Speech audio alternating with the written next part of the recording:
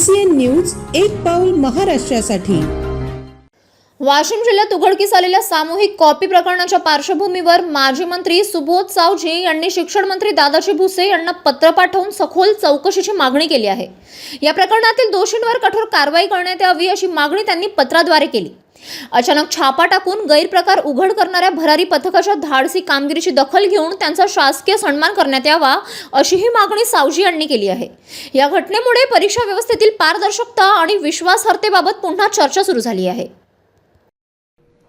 आज मी हे पत्र राज्याचे शिक्षण मंत्री माननीय नामदार श्री दादाजी भुसे यांना दिलं।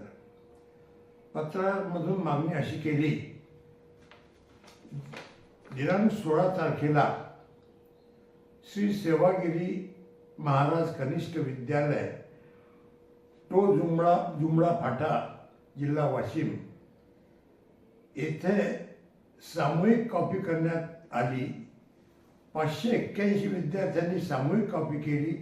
सगळ्यांचे पेपर सारखे सोडवले गेले आणि याच्यावर भरारी पथकाने कारवाई केली।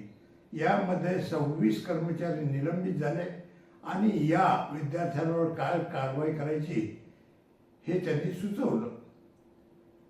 माझी मागणी अशी आहे की शिक्षण खात्यातील हा 100% भ्रष्टाचार, वास्तविक पाहता वाशिम येथे शिक्षक आमदार आहेत, परंतु याची भीती कोणाला वाटत नाही। तर हा भ्रष्टाचार निपटून काढण्याचं ज्यांनी काम केलं, ज्या भरारी पत्रकानं काम केलं, या भरारी पथकाचा मान सन्मान शासकीय स्तरावर श्री दादाजी भुसे यांनी करावा हीच माझी अपेक्षा।